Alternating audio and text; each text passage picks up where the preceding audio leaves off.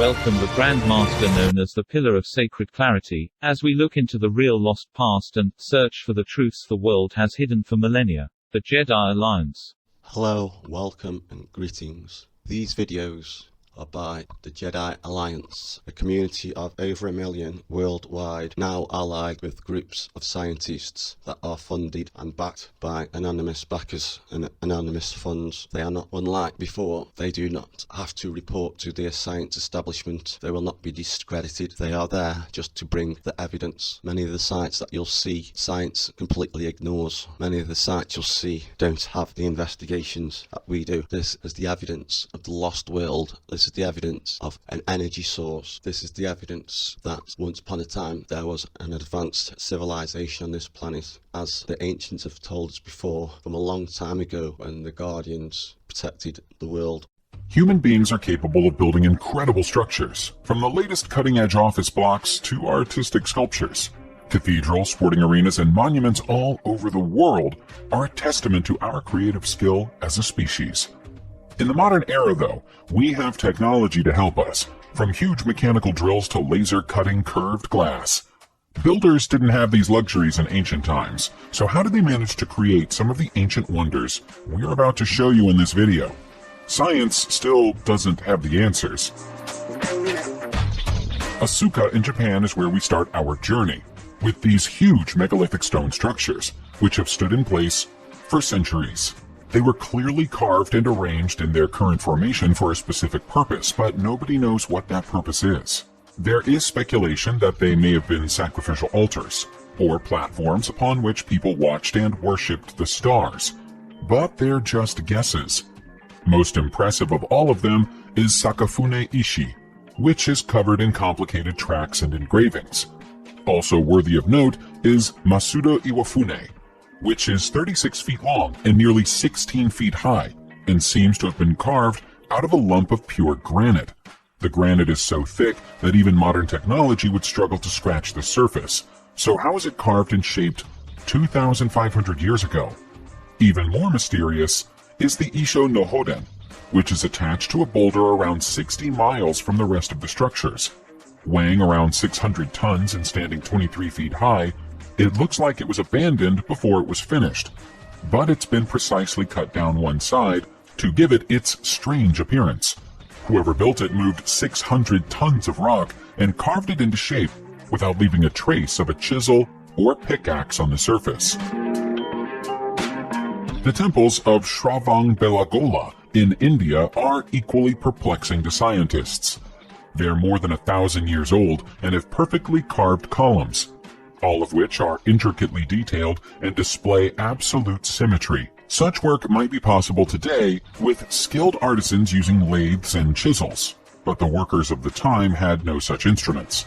These columns are beautiful, polished, and patterned to the point where visiting tourists can't help but touch them when they pay a visit.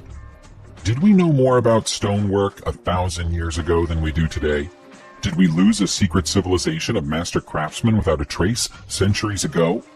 Who could have constructed these temples, and how did they do the work? We still don't have complete scientific agreement on how the ancient Egyptians built the pyramids, but a recent discovery nearby them is even harder to understand. Archaeologists have found 24 black boxes, all of which are carved from solid Aswan granite and weigh more than 100 tons, buried inside a system of caves inside a hill. The carving has been performed with such skill and accuracy that it would be considered a phenomenal achievement in the 21st century, but these boxes were crafted 3,300 years ago. They are now known as the Serapeum of Saqqara, which implies that they are part of a temple to the Egyptian god Serapis. But that's guesswork. It might have taken the work of a god to create the boxes, because science doesn't have any better answers. Out in the Ural Mountains, researchers have found a series of objects so out of place and bizarre that they've been forced to consider the possibility that they came from a crashed alien spaceship. They were first found in the banks of rivers near the mountains in 1991, and they take the form of minuscule coils, the kind you might find in an engine or a modern piece of machinery. The problem is that they couldn't have been used in such a way, because they're 300,000 years old. Along with the coils are what appear to be engine shafts. The Russian Academy of Sciences has analyzed the artifacts and concluded that they're composed of copper and tungsten, and range in size from a little over an inch to 1/10,000th of an inch. That's small enough for them to be considered nanotechnology by modern standards.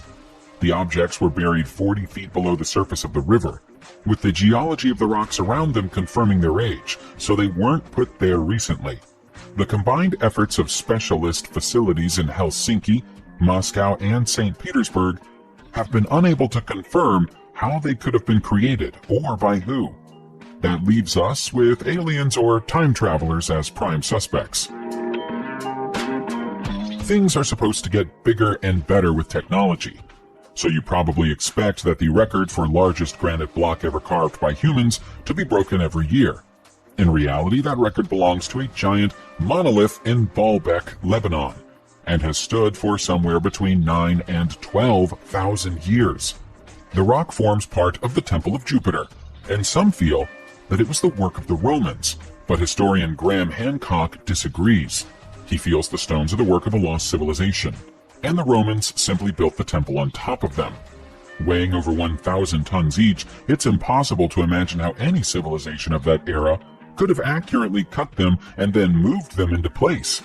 A rejected stone that was left back at the nearby quarry after being cut is even larger than the ones used in the foundation, with a total weight of 1,650 tons. Another stone enigma can be found just outside Cusco, Peru, which is home to the walls of Sacsayhuaman. The huge walls are made of dry stone and precisely cut, so they fit together with no adhesive. Each stone weighs anything up to 150 tons, and the construction of the walls is unlike anything else in either North or South America. So tight are the patterns that not even a single sheet of paper can be passed between or beneath the stones. The fact that they have rounded corners and the precise nature of the way they lean inward are evidence of advanced building skills.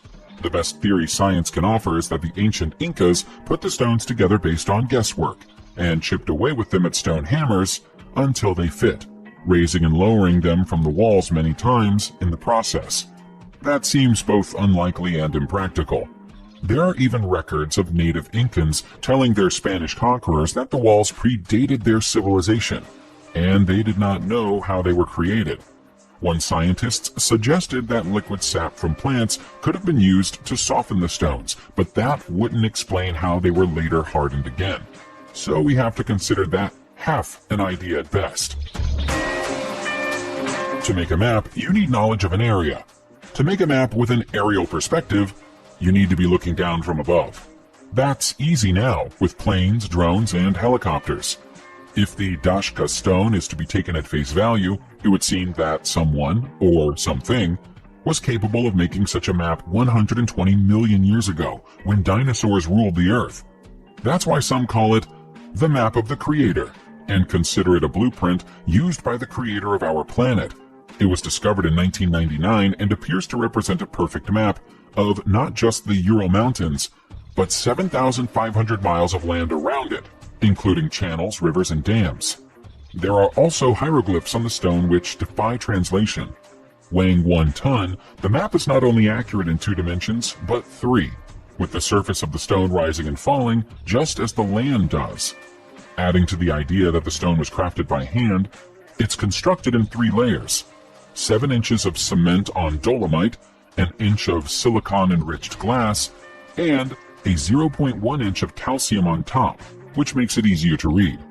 The age of 120 million years comes from shell fossils found within the rock, but even if they got there by accident, the tablet would still have to be at least 3,000 years old at a minimum. Scientists have suggested that the fissures on the rock have happened by accident, and their resemblance to the Urals is a coincidence. We don't think anybody believes them. Returning to Peru, we find more evidence of the ingenuity of the Incas, or possibly the lost civilization that came before them. The Moray ruins are a series of concentric circles in the mountains close to Cusco, all leading down to a central recess pit. Testing that's been carried out on the circles reveals a strange phenomenon. The temperature of the rings can vary by up to 15 degrees from the warmest to the coldest. That makes some people believe that the rings were cut for agricultural purposes and enabled the Incas to grow different crops at different points within the circles, keeping themselves fed all year long. That would require a far greater knowledge of both science and engineering than we currently credit them with. Could this be something else science has got wrong? They don't seem to be in any hurry to tell us, and they don't have any better ideas either. Ethiopian Christians looking for evidence of God will point you in the direction of the 11 churches of Lalibela, which are carved into the mountains of the country, and are each formed from one singular block of granite. Modern-day experts believe that even creating one such church would take a workforce of 40,000 people several years, but the Ethiopians insist they were carved by angels overnight. An element of the supernatural would certainly explain how windows, doors, and tunnels were carved so intricately on and through the churches.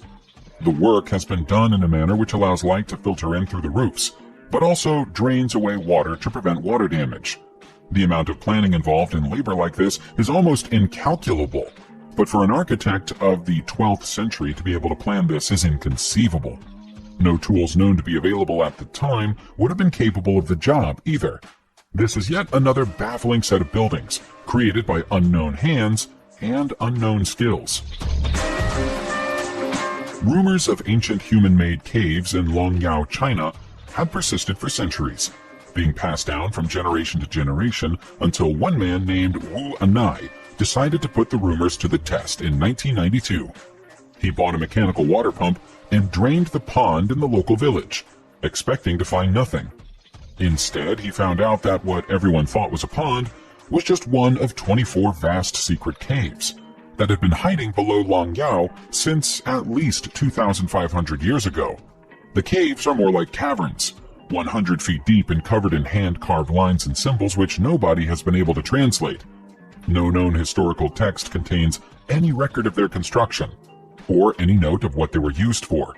There's evidence of chisel work around the finer points of the carvings, but if chisels were used to create the caves, then thousands of people must have been involved.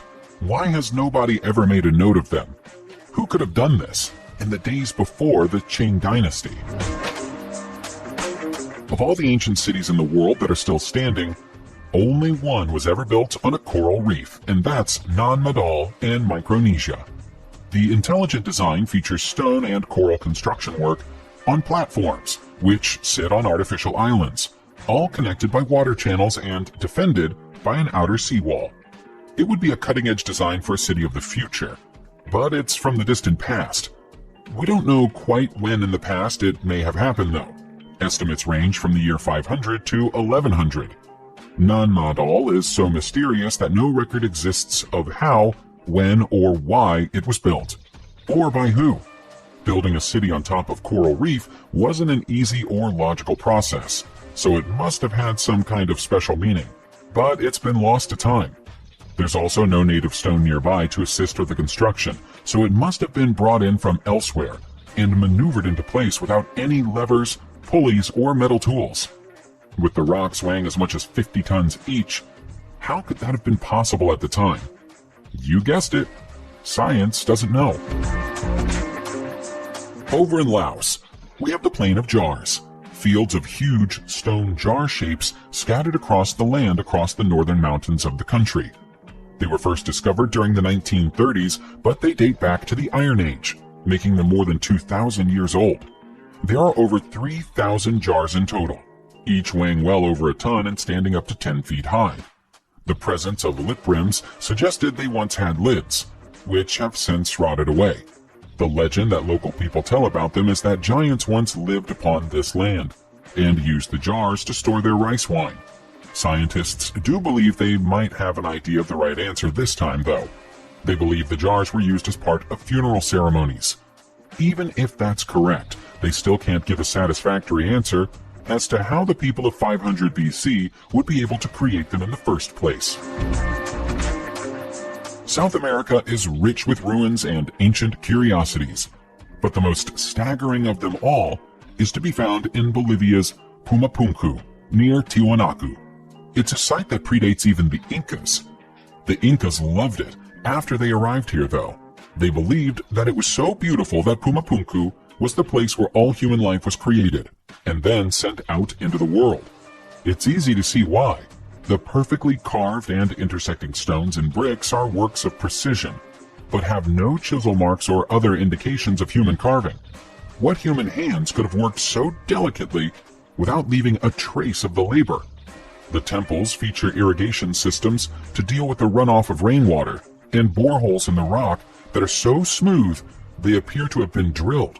But such feats were way beyond the capabilities of what we know of humankind when the site was built 3,000 years ago.